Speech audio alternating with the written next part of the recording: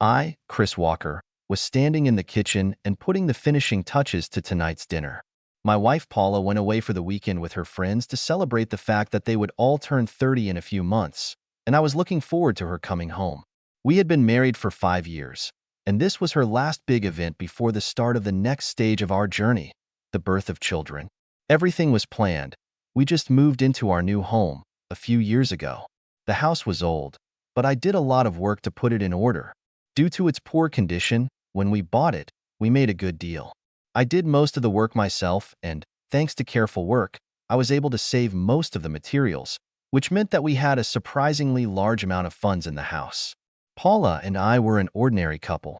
We met on a warm summer day at her brother's backyard party. She was 22 and I was 23, but actually her birthday was in September and mine was in April. None of us went to college. I worked as a truck driver for a local transportation company, and she worked for a local bank. None of us were going to become millionaires, but as a couple we felt very comfortable. We got married 2 years after we met. Our marriage was strong, but the relationship has been a little strained in the last few months as Paula has been worried about the responsibilities of motherhood. It didn't help that a couple of her friends weren't married and lived up to it. One of them in particular annoyed me. Steph was a typical party girl. Every time we saw her, she was with another man. One day I asked her what she wanted to do, and she replied, "I want to be a cheater." I guessed that she had succeeded. I heard Paula's car pull up to the house and checked the timer on the oven. The lasagna should be ready in 10 minutes. The red wine is already open and breathing. The garlic bread is toasted and cooling, and the salad is in the refrigerator, ready to serve. When I turned around, Paula was coming through the door, and I knew right away. She cheated on me. How did I find out? She had a smug grin on her face. The twinkle in her eyes said, "I did it, and there's nothing you can do about it." And the swagger in her walk said, "You'll never know." I stood motionless, and she looked into my eyes and instantly realized that I understood everything. She quickly looked away from my gaze, then dropped her bag and ran up to me saying, "Oh, Chris, I need you so much. Take me." I dodged her lunge, making a deft maneuver to the side, and replied, "No, thanks. No need." Her face turned into a mask. She didn't know what to do. "I'm Paula Walker. I'm about to turn 30, and I'm ready to become a mother." The decision to become a parent was almost unconscious. About 6 months ago, my husband Chris and I made love. It was slow and gentle, and for some reason I whispered in his ear, "Oh my God, I forgot to take a pill this morning." His reaction surprised me. About 2 years ago, I brought up the topic of children, and Chris turned me down. At that time, he had a lot of housework to do. He was right when he said that the house was not suitable for a child and was probably dangerous for younger children, so I did not pursue this topic. This time, it looked like I had an open door. Chris smiled. "Did you really forget to take a pill this morning?" I laughed. "You know I didn't do it, but my body told me to say it. I wanted a baby." "No, that's not right. I want your baby, and my body wanted to know your reaction." I've always been a bit of an orderly person, so we started planning. One of the key points for me was to choose the time so that the child was one of the oldest in the class. Yes, I've read all the research, and the fact that the child is the oldest in the class helps. So the plan was to give up the pills after 4 months. It was only after I told the girls that we were thinking about starting our family that I realized the enormity of what I was doing. I was the quietest in the group. All my friends, especially Steph, had boyfriends at school, and since then, they came and went in an endless succession. Steph especially considered it her duty to make love to as many men as possible. I, on the other hand, was a good girl. I took care of myself until my wedding day. I've had a few boyfriends, but most relationships have ended in failure because they just didn't lead anywhere because of my abandonment of the relationship. I began to think that not only had I made a mistake by making this choice, but I also realized that I was missing out on all the fun. I decided that I would be at ease and become as free as the others, and then the party happened and Chris showed up. The party was taking place in my brother's backyard, and I was helping his wife make burger sauces when he burst into my life. I didn't think he noticed me, but I definitely saw him. My sister-in-law looked at me, then at him and asked, "Do you like it?" I just nodded, but kept staring. She laughed and then added, "Calm down, girl. His name is Chris. Give me 10 minutes and I'll ask Alan to introduce you. Alan was my brother, and of course he threw a party so that I was next to Chris 15 minutes after he arrived. My first impression was that Chris liked me as much as I liked him. We spent most of the day together, and by the time he left, we already had our first date planned. After Chris left, Steph came up to me. You decided to do this in a big way, and what happened? I couldn't help but smile when I answered. I felt it. I should have it. Go and eat this cherry, big girl. That's all Steph said, which I did. I didn't hide anything from Chris, and I was very glad that on our fourth date it turned into a physical form. Our almost 7 years together have been wonderful, but when I realized that I was going to be tied up, I felt itchy. The itch that spoke. You need something else. Something for yourself. I couldn't talk to Chris about it, and I knew how he would react. If he had even a hint that I could cheat, he would have abandoned plans to have children and could even divorce me. I would never ask for a pass to commit adultery. That's why I started talking to Steph. She was terrified. How could you even think about that? Have you stopped loving Chris? Dear God, no. I screamed.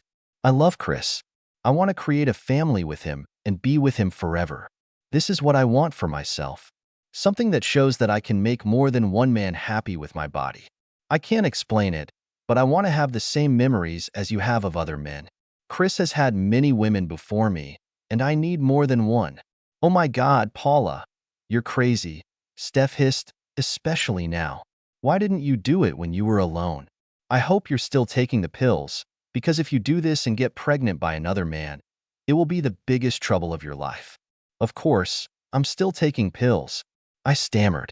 How could she think that I would want another man's child? If I refuse them now, the child will be too young to start the school year.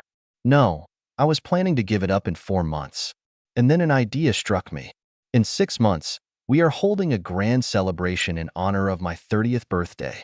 I'll take the pills until then, do what I want, and then when I get home, I'll give up the pills, and the time will be right.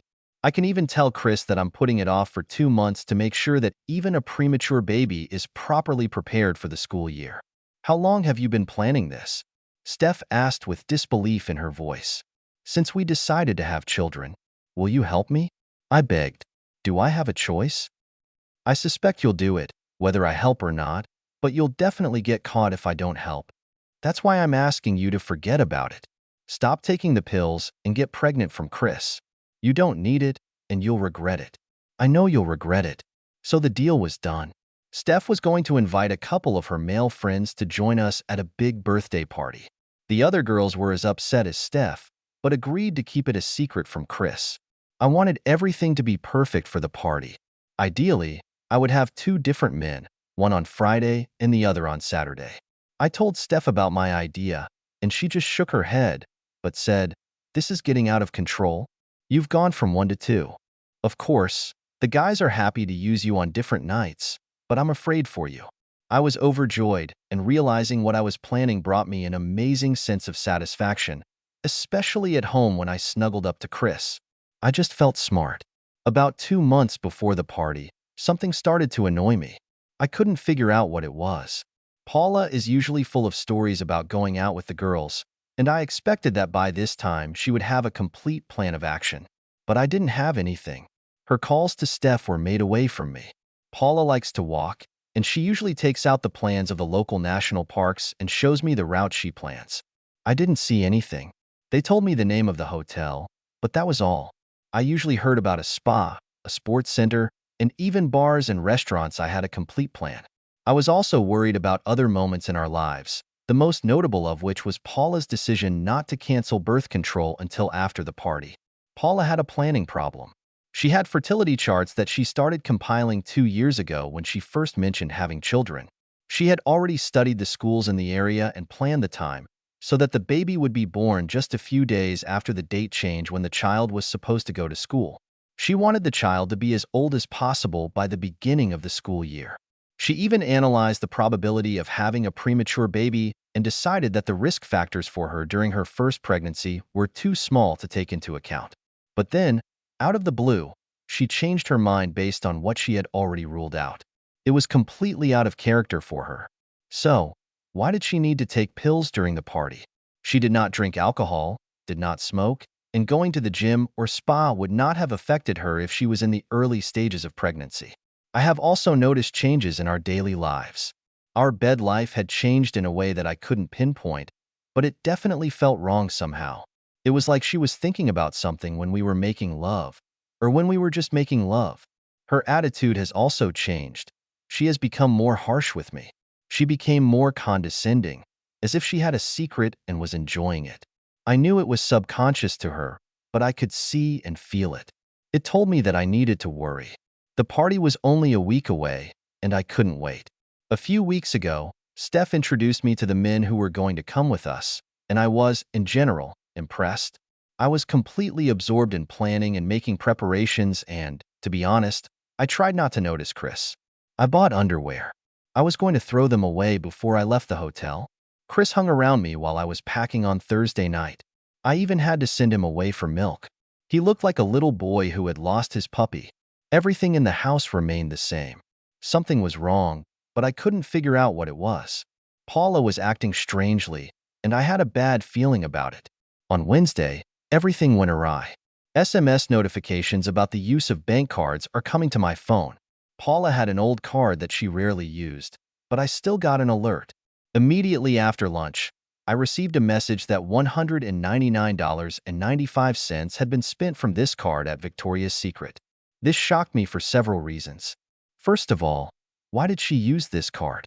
The card was in the safe, so she had to go and get it. Secondly, she hated Victoria's Secret. I watched her on Wednesday evening when she was coming home. No bags were brought into the house with her. When I checked the safe at 6 o'clock in the evening, there was no card. She was there at 8. It was difficult for me to fall asleep that night, so I left Paula fast asleep at about 3 o'clock in the morning. I went to her car first, but I didn't find anything. When I returned to the house, I saw her small suitcase by the door to the guest room. Usually, when she leaves, she only gets it the night before, not 2 nights before. I opened the bag and found nothing inside, but then I remembered the top zippered compartment. When I opened it, there was a Victoria's Secret bag. It was clearly not for me, but to take away. A quick glance inside revealed 2 sets of underwear, a thong, a lace bra, and a sheer nightgown. It didn't prove anything, but it showed intent. Obviously, my wife had thoughts about cheating on me. On Thursday night, I did what I always do when she's packing. I sat down on the bed to talk, but she didn't want to talk and eventually told me to go to the store for milk. I left the house in a very depressed mood. We always made love before we broke up, but that night Paula said no. Apparently, she had just done her hair and didn't want me to ruin it in a hurry. I wasn't happy. Friday morning came, and I got up at the crack of dawn. I was over the moon with happiness. This weekend was my last hurrah, and next week I was going to seriously take care of the baby. I was drinking my morning coffee when Chris came into the kitchen. He looked terrible. I asked, "What happened? You look like you haven't slept a wink all night." Chris took the coffee pot and poured himself a cup of black coffee, and then did something unusual for himself. He stirred sugar in it before answering, "No, I had a terrible night. I have a terrible feeling that my life is about to collapse into the abyss." I didn't really listen to what he was saying, but just nodded and said, "Well, try to get some rest. You know what's going to start next week." I gave him a beautiful smile and a wink. After a quick glance at my watch, I jumped up and added, "I have to go. I leave work at noon. I'll take Steph, and Karen will go with Megan." Chris nodded and then asked, "Why are you driving 2 cars? Surely you can fit in one." I hadn't thought of that. We needed 2 cars, as there were 8 of us, 4 girls and 4 men, but I couldn't tell Chris about it. I was pleased with my quick response. Karen needs to stop by her aunt's on her way home, so she needs her own car. I gave Chris a quick kiss on the cheek and ran out before he could ask any more questions, especially since Aunt Karen died 2 years ago. I just hope he's forgotten. The trip to work and half a day flew by like a flash. At noon, I got a text from Steph on my phone saying that she and 2 guys were waiting for me at the agreed place. We chose a secluded park for the meeting so that no one would see the men getting into my car. Karen was also in the park, and we went in a column to the hotel, where we arrived around 2 o'clock in the afternoon. My vacation out of time had begun, and I was going to make the most of it. As I walked down the stairs, I had the weight of a million broken dreams on my shoulders. Paula sipped her coffee with a smile. Or it was a smirk on her face. She looked at me and asked, "What happened? You look like you haven't slept a wink all night." She was right. I wasn't sleeping, and she was the reason. I answered cryptically to see if she understood that. "No, I had a terrible night. I have such a terrible feeling that my life is about to fall off a cliff." It was beyond her comprehension, and then she replied, "Well, try to get some rest. You know what's going to start next week." I felt even worse. If she was going to do what I assumed, did she think we were going to have kids next week? If she had done this to me, to us, we would have divorced next week. An attempt to portray a beautiful smile and a wink failed, but she ran out of the house again, kissing me on the cheek, as if to say, "I'm not interested in you. I have something more interesting to do." I sat down at the table and took one sip of coffee. Why did I put sugar in it? I poured it out and poured a new one, without sugar. This option came in handy. My next thought was to catch up with 2 cars, but there was no point in that. Why did the mention that Karen was going to her aunt's house sound forced? It was another indirect piece of the puzzle that I didn't like because everything seemed wrong. It's time to act. I should have known what she was doing. I called my friend Dave, who worked as an investigator in a law firm. After a few introductory phrases, I asked, "Dave, I need to find out what a person is doing. How do I do this?" Dave's voice went from friendly to businesslike. "Who is this man and what do you think he does?" I didn't want to tell Dave about my personal life, so I asked, "Why is it so important?" "Because there are different ways to explore it. So I need to know what the goal is before I can advise anything," Dave replied. Unfortunately, it made sense, so I started, "Dave, this stays between us, okay?" He grumbled, "Okay." I continued, "Paula went away for the weekend with Steph and the girls. I have a bad feeling that Steph talked her into cheating on me." I heard a long sigh, and then Dave came back, "Okay, you need a private investigator. We have such an employee. Send me the name of the hotel and Paula's photo. I'll bring him to you. I owe you one, so it's free." With that, he hung up the phone. Obviously, this was a business conversation. I emailed Dave everything he wanted. Then he called me back. "Okay, a private detective will check everything. We will prepare a report for you on Tuesday. I advise you to try to forget about it until then. Try not to approach the hotel and call Paula only at the time that you have agreed with her. We need you to behave as usual so that she behaves as usual. I know it's hard, and maybe I'm asking you to let your wife cheat, but sometimes shit happens and you have to deal with it." I did go to work on Friday, but the boss sent me home because I looked unable to drive. After spending most of Friday feeling sorry for myself, I went to a bar, had a beer, came back and sat down to watch a football match, although I couldn't tell who was playing, let alone the score. On Saturday, I worked in the yard, ate pizza, and went to bed early. On Sunday, I went shopping to buy something for dinner. Even if my marriage broke up on Tuesday, at least I wanted to have a nice time at home. There were only 4 rooms booked at the hotel. Steph came up to me and whispered, "Could you do me a favor and leave to stupidly use Chris this weekend?" I looked at her and said, "Why would I do that? This is my little adventure. Please don't ruin it for me." She took a deep breath and then took Mark's hand and put it on top of mine. "Mark, look after my little Paula," she said before walking away, holding Mike's hand. Mark and I went up to the room, and it was amazing. We were just entering the room and making light caresses when the phone rang. It was Steph. She said they were going to the spa and asked them to hurry up. I quickly went to the bathroom to change into a new bikini, which left no room for imagination and obviously gave Mark a few ideas, since he suggested being late for the spa. "Take it easy, big guy. You'll have plenty of time for that," I chided him with a smile. The afternoon at the spa was great. Dinner was also excellent, and after drinking a little, Mark and I retired to our room. Saturday was pretty much the same, except I was with Tony instead of Mark. In the morning, we went to the indoor pool for adults. The evening went much the same, only this time Tony tore off my clothes. After those 2 nights, I realized that I was ready to devote myself to family life, and I would not need anyone else except Chris and my, hopefully, 4 children.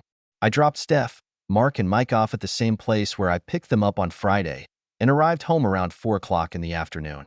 I took a shower this morning and wanted to look like I'd made the long drive home. Waiting for the weekend has made them the slowest in my life. I worked very little, ate junk food, and tried to sleep. The only thing that lifted my spirits was cooking dinner for the two of us on Sunday evening. By that time, I had already come to the conclusion that Paula loved me and would not do anything that could jeopardize our marriage. We both agreed that cheating is a settled issue once and for all. No, I decided. I overreacted, and when she walks through the door, everything will go back to normal. In fact, I was even whistling to myself. Then she walked through the door and I understood. After parking the car near the house, I looked at myself in the mirror. Everything was fine. I looked the same as before. There are no traces. I was exactly the same as I was when I left this very place on Friday morning. The illusion was dispelled even before I closed the door of the house. Chris was peering into the oven, obviously putting the finishing touches on dinner. He's such a nice person. I will love him forever. When I was standing in the open door, Chris got up, and I saw a smile on his face. But he took one look at me, and the smile disappeared, replaced by disgust. I didn't know what he saw, and I didn't know how he saw it, but I knew he understood what I had done. Oh my God, what have I done? And why did I do it? He didn't deserve his wife to cheat on him. I couldn't lose him. The expression on his face made my body clench with longing for the children it couldn't bear. I had to fix everything. I had to do it right now. I dropped my bag and ran up to him. I wanted us to be one. I wanted him inside me, anywhere in the house, as long as it was there. When I flew up to him, he dodged me and rushed into the living room. I wasn't fast enough and landed on the floor next to the oven. I recognized the smell of his homemade lasagna, which I loved so much. Looking around the kitchen, I saw how much work he had put into cooking tonight's dinner, and that's when I was overcome with guilt. I gave it up for a cheap weekend with two men who probably won't remember my name when they get home. I sat down on the floor. I needed to go and talk to Chris, but it would be like going to the guillotine. There was no turning back, and I couldn't lie to avoid it. I got up slowly and walked through the living room to the study. He was sitting at the table. This place meant that he could control the situation in the room, but it also meant that I couldn't reach out to him to try to seduce him. I was sitting on the couch, and tears were pouring down. I had no words to justify myself. I had no idea what to say, so I just started talking and told him the truth. It started around the time we decided to have children. I want children from you so much, but I wanted to have some fun one last time before I decide to become a mother. This weekend was such a send-off. You knew I was a virgin when we met, but my friends were crazy. What you didn't know was that I decided to join them on their adventures, but then I met you. I rushed over to you, and we both liked it. But when motherhood loomed on the horizon, I felt that I had missed something. I asked Steph about it. For the first time, Chris interrupted me. I knew that cheater had talked you into it. I cleared my throat and answered. She didn't do it, Chris. She tried to talk me out of it. When I refused, she agreed to help me to make sure I didn't pick up anyone who could hurt me and at least try to hide it from you. But she told me not to do it and said I was crazy. She's going to kill me when she finds out that you know, and now she's going to divorce me. She loved you for protecting and loving me. My tears are back. The most remarkable thing was that Chris didn't move. Before, if I cried, he hugged me.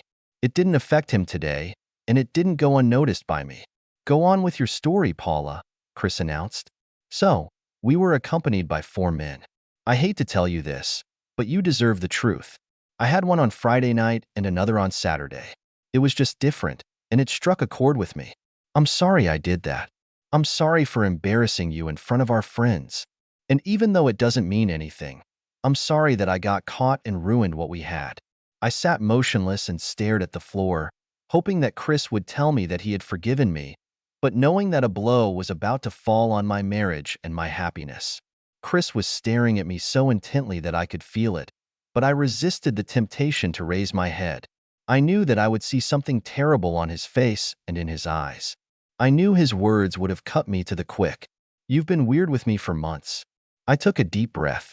I thought I was being very careful to treat him the same way, but obviously that's not the case. You hid your party plans about 6 weeks ago. It was around the time I met those 4 men. You started closing your eyes when we were making love. You started saying words like, use me, which you've never done before. Then you got the message. I suspect it was Steph, and you practically ignored me. You had a dreamy look, and, figuratively speaking, I wasn't even in your room. You still haven't replied to me after receiving these messages. Then you went and bought something at Victoria's Secret, using your old bank card so that I wouldn't see it. Did you forget that I get SMS notifications on this card because it was cloned a few years ago? I went to look for her and saw what you bought. I know what you were planning. When you left on Friday, I realized that something was wrong. I convinced myself that you wouldn't do anything, but I had to check. That's why Dave arranged for a private investigator to go to the hotel. I'll get the report on Tuesday. Then I'll know if you lied to me. How much longer could I cry? He had foreseen that this would happen. He didn't try to stop me, but I thought he must have known if I was going to carry out my plans. Although I didn't lie to him, I told him in general terms what I had done. The investigative report could have been terrible, including the four of us sunbathing topless in the adult pool. I should have asked that question, but I knew the answer. What are we going to do next? You know it's over between us. Since your parents are still alive, I think you should go to them. I'm going to stay here because this is the only roof over my head that I have. I'll ask Dave to send a lawyer to process the divorce papers, and we can sign them. We'll sell the house and split everything equally. If you agree not to fight this, we can use irreconcilable differences, split equally, no marital support, and no need for counseling. If you resist, I'll use the report from the private investigator. This will not change the distribution of assets, but the information will become public and everyone will be able to see it. What could I do? I said, okay, and went to pack her things. When Paula left the house, I was struck by the enormity of what had happened. My mother died 5 years ago, and my father died just a year later, and I was the only child in the family, so I had no family. I did not have a wife, and of course, there will be no children in the near future. Add to this that in 6 weeks the house will be sold, and I won't have a roof over my head. I was crying. I mourned everything I had lost because my wife had an itch. I was sitting in the car and looking at the house that was once my home. At that moment, I had no tears left. When I arrived at my parents' house, they were starting all over again. But there would have been even less sympathy in their house if it had been possible.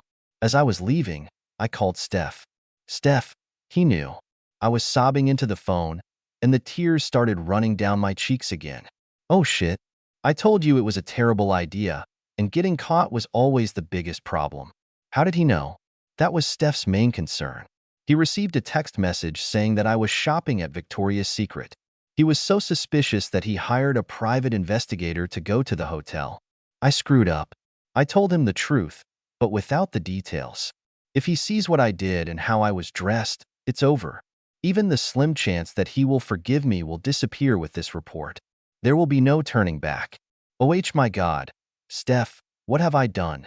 At this stage, I was incoherent. Where are you going now? Steph asked. To my parents. They won't let you stay. You know that. Steph said, stating the obvious. You'll need to come to me when they tell you to leave. My parents had no sympathy for me. I chose my own destiny, and they told me to accept it. I moved in with Steph and started to rebuild my life as it used to be. Chris sent a copy of the investigation report along with the divorce papers. Paula and Chris didn't talk anymore. Paula did not dispute the divorce, and the decision on it was made within 10 weeks, and the final one after 3 months. As soon as the house was sold, Chris left town. The last Paula heard of him was that he worked as a long-distance truck driver and left California. She had no way of contacting him. Paula lived with Steph for several weeks before she got her own apartment. The itch that had forced her to abandon her marriage had disappeared and never returned. She still dated girls, but she was celibate.